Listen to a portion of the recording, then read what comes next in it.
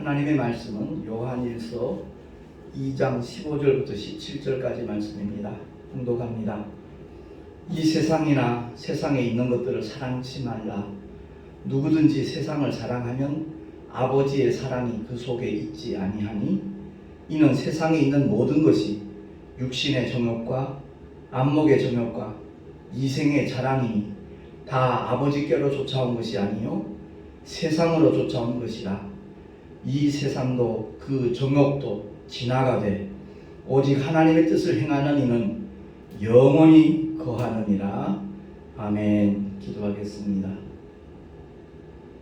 주님 감사합니다. 오늘도 주 앞에 나와 경배와 찬양을 드리며 하나님의 생명의 말씀에 귀를 기울일 수 있는 은혜의 시간 주심을 감사합니다.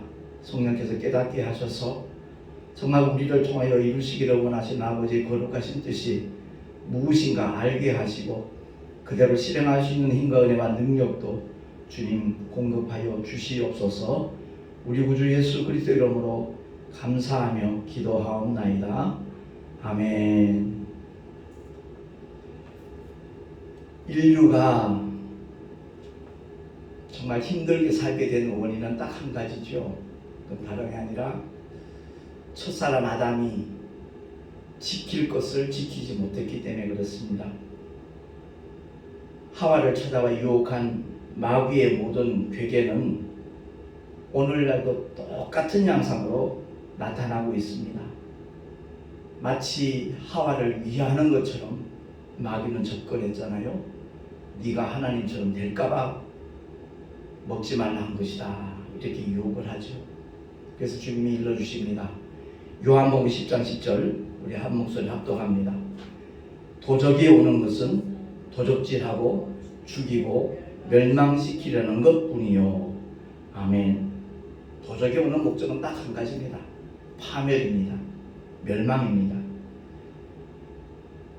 하와가 옛뱀이 찾아왔을 때 그 이후에 선악과를 봤을 때 느낌이 전혀 달랐습니다.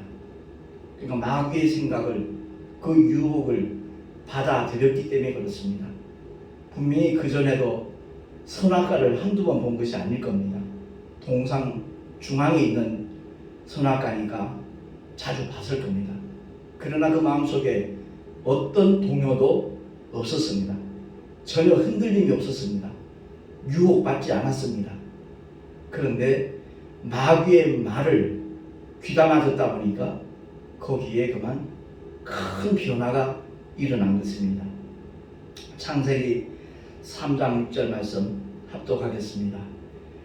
여자가 그 나무를 본즉 먹음직도 하고 보암직도 하고 지혜롭게 할 만큼 탐스럽기도 한 나무인지라. 여자가 그 실과를 따먹고 자기와 함께한 남편에게도 주매 그도 먹은지라 라고 성경은 말씀하고 있습니다. 여기서 우리가 꼭 기억해야 될 것이 있습니다. 반드시 분별해야 될 내용입니다. 그것은 다름이 아니라 아담이 선악과를 먹은 것은 하와와 같은 목적 때문에 그 이유 때문에 먹은 것이 아니라는 것이죠.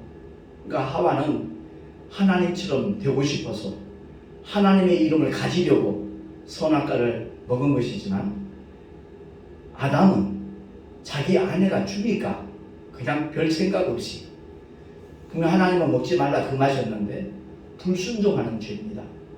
사단적인 죄와 불순종의 죄는 전혀 다른 차원이라는 것을 우리가 알고 있어야 됩니다. 그 창세기에 나오는 선악과는 수많은 과일 중에 하나가 아니라 영적 존재가 된 아담에게 하나님이 주신 계명입니다. 선악과를 먹지 말라라는 하나님의 계명을 아담은 불순종한 것이죠. 그래서 우리가 이 사건을 보면서 인격적인 존재가 이 우주 안에는 하나님과 천사들과 인간 세 종류가 있습니다. 근데 인간이 만들어지기 전에 저 영계에서 일어난 사건을 우리가 성경을 구약을 더듬어 보면 발견할 수 있는데 이사야서에도 나와 있고 에스겔서도 나와 있고 그렇습니다. 그 영적인 일인데 그건 다름이 아니라 천사에게나 인간에게나 하나님께서 큰 선물을 주셨습니다. 그것이 바로 자유의지입니다. 자유의지를 주셨다는 그 뜻은 하나님의 말씀을 수용할 수도 있고 거부, 배타할 수도 있는 것이 바로 자유의지입니다. 근데 그 영계에서 바로 하나님만을 찬양하고 하나님만을 높여야 될 그 천사가, 그 천사장 루시엘이 그만 하나님의 이름에 도전한 것이죠. 하나님께 비기려고 나타난 것이죠. 그래서 그는 루시퍼가 된 겁니다. 마왕이 된 겁니다. 하나님의 말씀대로 순종하지 않았다고 하여서 하나님이 만약 바로 형벌을 내리신다면 하나님의 공의가 성립이 안 되는 겁니다. 왜?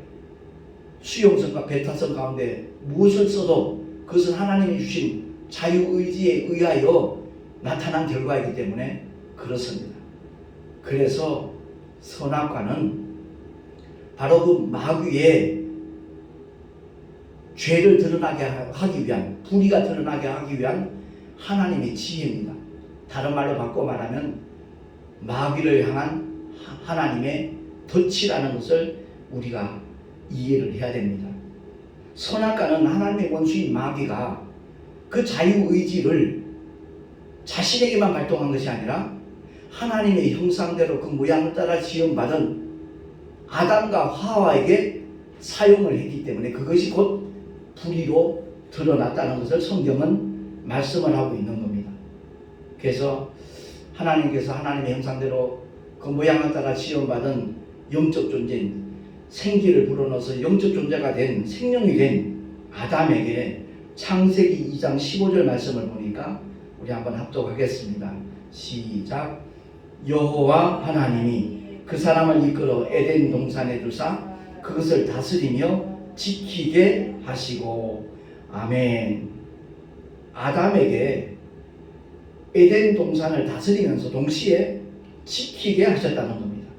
다스린다는 말은 왕적 권세, 왕권을 부여하셨다는 것이고 지키게 했다는 것은 사명을 주셨다는 겁니다. 바꿔 말하면 누군가가 침입할 자가 있다는 것을 암시하는 하나님의 말씀이라는 것을 우리가 기억을 해야 될 것입니다. 그런데 결국 그 사명을 감당하지 못하고 아담은 하나님께서 짝지어 주신 하와가 당신도 먹어봐 하니까 무심코 하나님의 계명을 잊어버리고 불순종하는 죄를 범하고 만 것입니다. 결국 아담은 실패했죠. 하나님의 계명을 온전히 지키지 못하는 실패를 범하는 바람에 이 세상에 죄가 들어오게 된 것입니다. 그런데 하나님께서는 실패한 아담에게 은혜를 베푸시죠. 가장 큰 소망의 약속을 주십니다. 그것은 다름이 아니라 뱀의 후손과 여자의 후손의 관계를 약속하시면서 뱀의 후손은 여자의 후손의 발꿈치를 상하게 하지만 여자의 후손은 뱀의 머리를 상하게 할 것이라는 것을 하나님께서 약속을 하십니다. 바꿔 말해서 여자의 후손은 곧 2000년 전 이 땅에 오셔서 십자가에서 인류의 모든 죄를 짊어지시고 피 흘려 죽으셨다가 사흘 만에 부활하셔서 마귀의 모든 권세를 박탈하신 예수 그리스도십니다. 그의 죽으심, 그의 피 흘려 죽으심과 부활은 그야말로 하나님의 처방이요 해결책이라는 것을 이 믿는 자들이 바로 안다라면 삶의 자리는 분명히 달라지기 시작할 것입니다. 그래서 베드로 역시도 베드로전서 2장 24절을 통하여 이와 같이 선언합니다. 시작. 친히 나무에 달려 그 몸으로 우리 죄를 담당하셨으니 이는 우리로 죄에 대하여 죽고 의에 대하여 살게 하려 하십니다. 저가 채찍에 맞음으로 너희는 나음을 얻었나니. 아멘. 그렇습니다. 예수님께서 이 땅에 오셔서 그 몸으로 인류의 모든 죄를 담당하셨다고 말씀합니다. 죄값은 사망이거든요. 그런데 피 흘림 없이는 죄사함이 없기 때문에 예수님께서 당시에도 많은 그 처형 제도가 있었을 겁니다. 목매어 죽일 수도 있을 것이고 단두대도 있었을 것이고, 그러나 주님은 반드시 나무에 달려서 피 흘려 죽어 주셔야만 했습니다. 왜? 죄와 저주 아래 있는 인류를 속량하시기 위해서는 저주의 나무에 달리셔서 주님께서 모든 보혈을 흘려 주셔야만 인류의 모든 죄가 사함받을 수 있기 때문에 그렇습니다. 그래서 베드로는 다시 한번 강조하죠. 베드로전서 3장 18절 말씀 시작.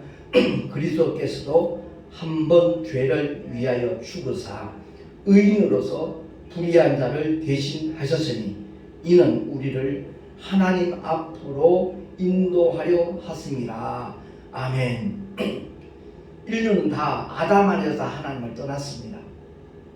아담 안에서 떠난 그들이 하나님께로 다시 돌아올 수 있도록 하나님 앞으로 인도하기 위해서 의인이신 그 주님이 불의한 저와 여러분을, 인류를 대신해서 십자가에 피 흘려 죽으셨다는 사실입니다.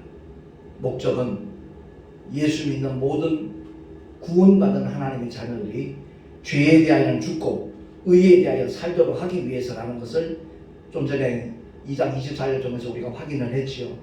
그러니까 의인으로서 불의한 자를 대신하신 목적은 불의한 우리가 다 하나님 앞으로 돌아올 수 있도록 하기 위해서 주님이 불의한 자를 대신해서 형벌 받으셨다는 것을 성경은 말씀하고 있습니다. 베드로도 마찬가지고 바울도 마찬가지입니다. 똑같은 영적인 역사를 우리에게 일러주고 있거든요. 골로새서 1장 13절 14절에 보면 사도 바울은 이와 같이 선언합니다. 시작. 그가 우리를 흑암의 권세에서 건져내사 그의 사랑의 아들의 나라로 옮기셨으니 그 아들 안에서 우리가 구속 곧 죄사함을 얻었도다. 아멘.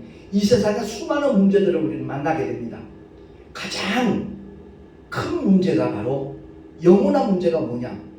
죄의 문제라는 것을 우리는 깨달아야 되는 겁니다. 그것이 바로 은혜의 첫 걸음이 되는 겁니다.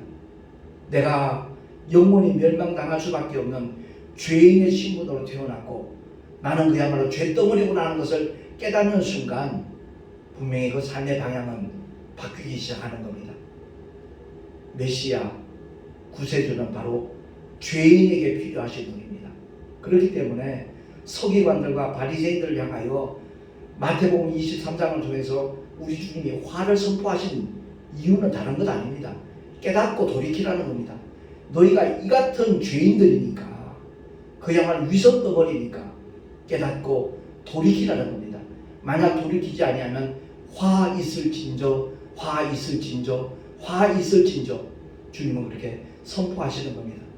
지난번에도 말씀드렸지만 산상수훈은 율법을 강화시킨 하나님의 말씀입니다. 음성한 마음 얼마든지 자기 몸으로 범죄하지 않으면 피해 나갈 수 있는 구약의 율법을 아주 촘촘하게 아무도 빠져나가지 못하도록 강화시킨 것이 바로 주님이 입을 열어 가르쳐 가라사대 마태복음 5장 6장 7장에 나오는 산상수훈입니다. 목적은 죄인임을 깨달으라는 겁니다. 깨닫고 주님의 품으로 돌아오라는 것이 바로 주님이 말씀하시는 그 말씀을 가르치시는 목적이라는 것을 우리가 깨닫는다라면 분명히 삶의 자리가 바뀌어질 것입니다. 베드로후서 3장 13절 말씀, 14절 말씀 합독하겠습니다. 시작. 주 앞에서 점도 없고 흠도 없이 평강 가운데서 나타나기를 힘써라. 아멘.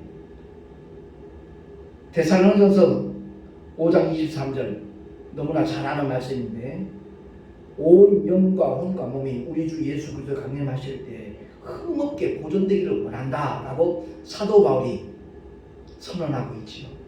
그렇습니다. 베드로나 사도 바울이나 똑같습니다. 언제가 다시 우리 주님 앞에 설 때 믿는 자들이 흠도 없고 점도 없이 나타나기를 원한다는 것입니다. 그렇기 때문에 이 교회 다니는 것은 그냥 취미생활 아닙니다.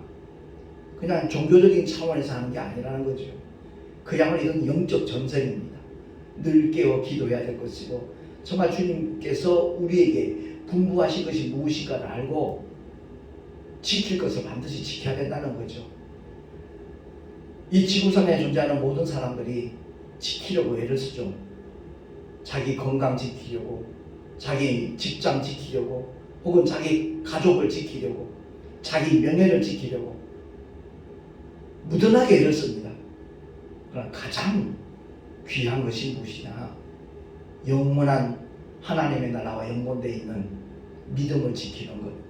이것보다 더 중요한 일이 없다는 것을 우리 모두 깨달을 수 있기를 예수 이름으로 축원합니다. 건강 잃으면 다 잃었다는 그런 얘기들 많이 하잖아요. 공감합니다. 근데 그것은 이 세상에서의 제한되는 말씀이고 그야말로 영원한 아버지의 나라와 연관된 것은 바로 믿음을 지키지 못하면 다 잃어버리는 것이라는 것을 우리가 기억을 하고 유다서 1장 20절 21절을 통해서 우리가 꼭 기억해야 될 것은 그야말로 오늘 본문에 나와 있는 이 세상이나 세상에 있는 것들을 사랑치 말라.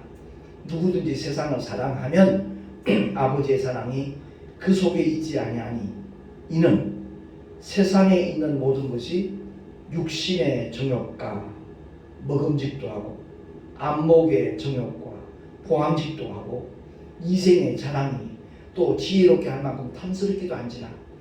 하와가 느꼈던 그 유혹을 모든 사람이 동일하게 느낄 수 있다는 거죠. 바로 이것이 마귀의 무기입니다. 마귀의 괴계입니다. 죄는 너무너무 달콤한 모습으로 우리를 찾아옵니다. 그러나 그 달콤한 것을 삼키는 순간 그야말로 그것이 얼마나 고통스럽고 괴로운 것이라는 것을 뒤늦게 깨닫게 되는 것이죠. 그래서 첫 아담이 선악과를 지키지 못했던 것처럼 오늘날 주님이 우리에게 주신 새 계명, 위로는 하나님을 사랑하고 정말 아래로는 내 이웃을 내 몸과 같이 사랑하는 그 계명을 지키지 못하게 된다면 아담처럼 똑같이 실패할 수밖에 없다는 것을 우리가 기억을 하고 유다가 강조합니다. 주보 맨 밑에 있으니까 이제 한 번 더 합독하겠습니다. 시작. 사랑하는 자들아 너희는 너희의 지극히 거룩한 믿음 위에 자기를 건축하며 성령으로 기도하며 하나님의 사랑 안에서 자기를 지키며 영생에 이르도록 하나님의 긍휼을 기다리라 라고 성경은 말씀하고 있습니다. 그렇습니다. 여기서 보니까 건축하며 지키며 두 가지가 나오지요. 우리 신앙생활은 적극적인 의미에서는 자기를 건축하는 겁니다. 교회를 위해서 헌신하고 선교사님들을 후원하면서 돕는 그런 봉사와 희생하는 그 모든 것들이 결국은 자기 자신을 건축하는 행위라는 것을 우리가 깨달아야 될 것입니다. 아낌없이 자원하는 마음으로 정말 교회를 위해 복음 전파를 위해서 동참하는 많은 하나님의 권속들이 있습니다. 그 모든 희생과 봉사가 결국은 본인의 것이라는 것을 그날에 알게 될 것입니다. 그래서 하나님께 봉사한다는 말은 사실 성립이 안 되는 말입니다. 왜? 하나님은 보상하시는 하나님이시기 때문에 그렇습니다. 소자에게 냉수 한 그릇 대접하는 것도 그 상을 잃지 않는다라고 주님이 말씀하셨잖아요. 그렇습니다. 우리 모두가 이 말씀을 통해서 내가 얼마만큼 적극적으로 나를 건축하는 그런 모습으로 신앙생활을 하는가 한번 돌아볼 수 있으면 참 좋겠습니다. 최소한 자기를 지키는, 방어할 수 있는 사탄의 어떤 유혹도 어떤 괴계도 물리칠 수 있는 그야말로 자기를 지키는 하나님의 사람이 된다면 그 사람은 복 있는 사람임에 틀림이 없습니다. 어느 선교사님이 그런 표현을 하죠. 하나님께서는 현찰거래가 없다고 항상 음으로 주신다고. 바꿔 말하면 하나님의 말씀으로 응답하신다는 거죠. 근데 그 말씀을 정말 믿고 붙잡고 순종하는 자에게는 반드시 그 말씀에 담겨져 있는 하나님의 모든 능력과 약속과 축복과 기사와 이적을 허락하시는 분이 신실하신 우리 하나님 아버지신 줄로 믿습니다. 그래서 믿음을 지키는 자. 내가 오늘 말씀의 제목을 끝까지 지켜야 산다라는 제목을 붙였는데 그렇습니다. 언제까지 지켜야 된다고요? 끝까지입니다. 사도 바울의 고백이 그거잖아요. 믿음을 지켰으니 선한 싸움을 싸우고 달려가기를 마치고 믿음을 지켰으니. 그러니까 저와 여러분 정말 이 믿음의 길 걸어가면서 어떤 어려움이 있고 어떤 괴로움이 있고 어떤 유혹이 있고 시험거리가 있다 할지라도 거기에 흔들리지 아니하고 믿음을 지킬 수 있는 하나님의 사람으로 살아갈 수 있기를 예수 그리스도 이름으로 축원을 드립니다. 기도하겠습니다. 하나님 아버지 감사합니다. 오늘도 주님 허락하신 말씀을 통하여서 다시 한번 깨닫게 됨을 감사합니다. 깨달은 대로 실행할 수 있는 힘과 은혜와 능력을 주님 공급하여 주시옵소서. 육신의 정욕, 안목의 정욕, 이생의 자랑, 이것은 모두 육신의 소욕으로서 육신이 한 줌의 얼굴로 돌아가기 전까지는 결코 사라지지 않는 것이라는 것을 기억을 하고 그러하기에 성령의 소욕을 쫓아 행하는 하나님의 사람으로 살아갈 수 있는 우리 모두가 되게 하여 주시옵소서. 우리 구주 예수 그리스도 이름으로 감사하며 기도하옵나이다. 아멘. 교회 소식 주보를 참고하시기 바랍니다.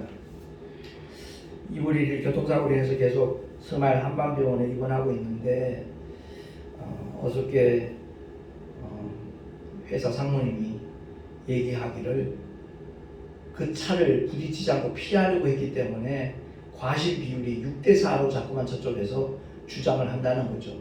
닿지도 않았는데 어째서 8대2냐 이런 식으로 주장을 한다는 거예요. 그래서 이를 위해서 좀 기도해 주셨으면 좋겠어요. 아닌 말로 그 차를 부딪혔으면 그 운전자는 많이 다쳤을 겁니다. 그리고 과실 비율은 우리가 더 많아질 수도 있었지 더 적게 될 수 있었을지 모르지만 그건 아니라고 보거든. 너무 불합리한 것 같아요. 정말 합리적으로 이 모든 문제가 잘 해결될 수 있도록 기도해 주시면 참 좋겠습니다. 내일 모레 우리 동선호회 교육자 원례회가 저희 송내 열방교에서 개최가 됩니다. 위에서 기도해 주시면 참으로 고맙겠습니다. 드린 예물 위하여 잠시 기도하고 축도로 예배를 마치도록 합니다. 존귀하신 하나님 아버지 은혜를 감사합니다. 우리에게 베풀어 주신 하나님의 놀라운 사랑과 은혜에 감사해서 귀한 예물을 드린 손길들이 있습니다. 11조와 여러 가지 헌물들을 드렸습니다. 주일 예물을 드렸습니다. 주님 기쁘시게 연락하여 주시고 아버지 거룩하신 뜻대로 아름답게 사용하여 주시옵소서. 드린 손길들마다 하늘의 상급으로 쌓여지게 하시고 이 세상에서 살아가는 동안 필요한 모든 것들을 주님께서 풍성하게 일마다 때마다 공급하여 주시옵소서. 이 예물이 쓰여진 곳곳마다 주의 영광이 나타나지기를 간절히 소망하옵고 우리 구주 예수 그리스도 이름으로 감사하며 축복하며 기도하옵나이다.